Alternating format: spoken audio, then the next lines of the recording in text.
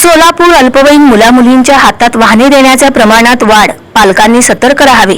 शहरात अल्पवयीन मुलामुलींच्या हातात दुचाकी, चारचाकी वाहने देण्याचे प्रमाण वाढत चालले आहे। वाहतूक नियमांची माहिती नसल्याने मुले वाहने कशीही चालवतात।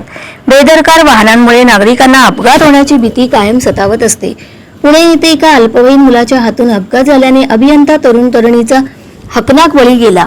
पालकांनी या घटनेपासून धडा घेत कितीही मुले लाडकी असली तरी त्यांच्या हाती दुचाकी, चारचाकी वाहनांची चावी देणे टाळलेच पाहिजे, अन्यथा पश्चातापाची वेळ आल्याशिवाय राहणार नाही। पुण्यात व मुंबईत अल्पवयीन मुलांच्या हातून झालेल्या अपघातांच्या घटनांमुळे वाहनांचा मुद्दा चर्चेत आला आहे।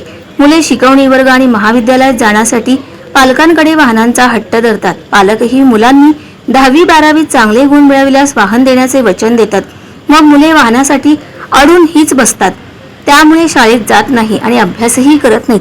पालक मुलांच्या हट्टापुढे नमते घेत वाहनांची चावी मुलांच्या हाती सोपवून मोकळे होतात। अलीकडे मुलांच्या वाहनाचा स्पीड चांगलाच वाढला आहे। वाहन नियंत्रित करताना त्यांना अडचणी येतात। रस्त्याने आडवे तिडवे वाहन चालवून मुले सामान्य नागरिकांच्या जीवाला धोका निर्माण करीत असल्याचे दिसून येते।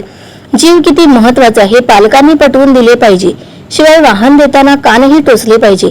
मात्र पालक वाहन दिले म्हणजे आपण जबाबदारी पार पाडली असा चुकीचा समज करून मोकळे होत आहेत।